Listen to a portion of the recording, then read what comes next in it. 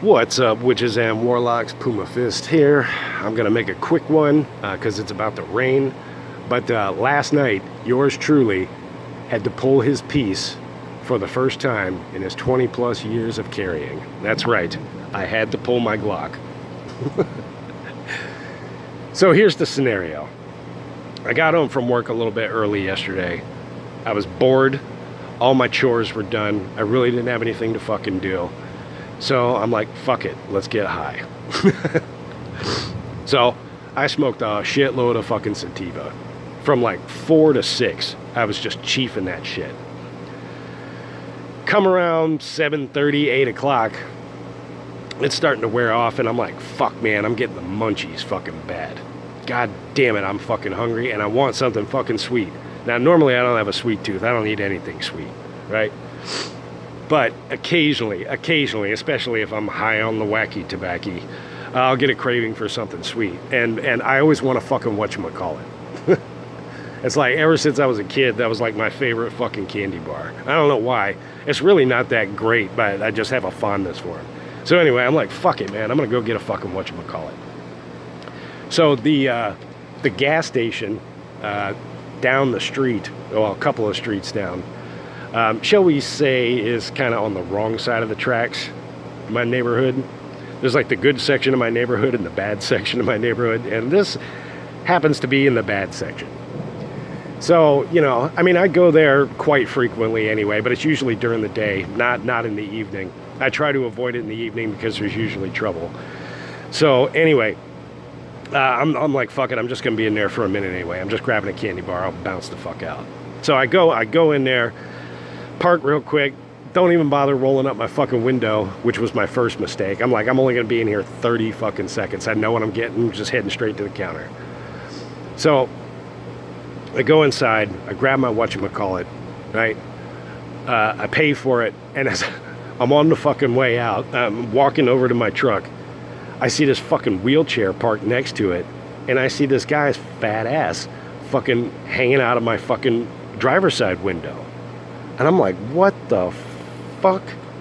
So I walk over there and I'm like, yo, what the fuck are you doing, dude? And he fucking quickly waddles his way back and kind of pours himself back into his chair. And I swear to God, the motherfucker looked like Hulk Hogan, minus the muscle. He was fat, you know, like a fat, lazy Hulk Hogan. He had the fucking skullet, didn't have the facial hair, but he had that fucking skullet, and it was like blondish white, fucking weird. So anyway, this dumbass fucking pours himself back into his fucking chair, and he's like, oh, I'm sorry, man, I'm sorry. And I'm like, what the fuck are you doing in my truck? And he's like, I'm sorry, man, I thought this was my buddy's truck. My buddy sometimes lets me get change out of the cup holder. And I'm like, well, this ain't your fucking buddy's truck. I'm like, did you fucking take anything? He's like, no, man, I didn't take anything. I'm sorry, it was an honest mistake. And I'm like, I'm gonna fucking check and see if you took anything, and if you did, we're gonna have a fucking problem. So he's like, fuck you, man. He's like, I told you I didn't take nothing, it was an honest mistake. And I'm like, honest mistake my ass, you were fucking burglarizing my truck. He's like, no, I fucking wasn't, man, I told you. It was an honest mistake. An honest mistake. I said, what's your friend's name that let you crawl into his truck's window? Fuck you, man. Fuck you. I don't want any fucking problems. I said, I don't want any fucking problems either. But if you took something, we're going to have a fucking problem.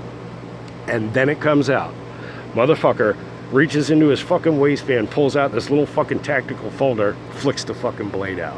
I told you I don't want no fucking problem. So, what does Puma Fist do? Puma Fist lifts up his shirt, carrying appendix, pulls out the Glock, hold it down by my thigh. I don't point it at him. I said, I don't want a fucking problem either. And he fucking looks at the gun, and he looks at me, and he goes, fuck you, and starts wheeling away from my truck. And I'm like, yeah, that's right. And I see him putting his little fucking stupid ass knife away. Dumb motherfucker. So I looked in my truck, and luckily nothing was fucking taken. The whole time he's wheeling away, he wheels out to the edge of the fucking parking lot. He's fucking cussing and whatever. I didn't give a fuck. I wasn't sure if I got caught on camera brandishing a firearm or not.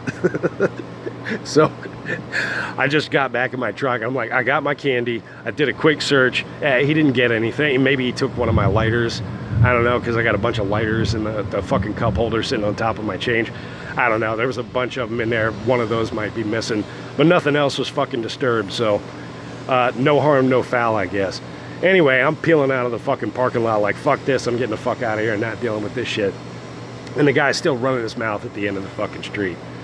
So needless to say, just because they're handicapped doesn't mean that they can't be burglars. A fucking cat burglar. A fat burglar.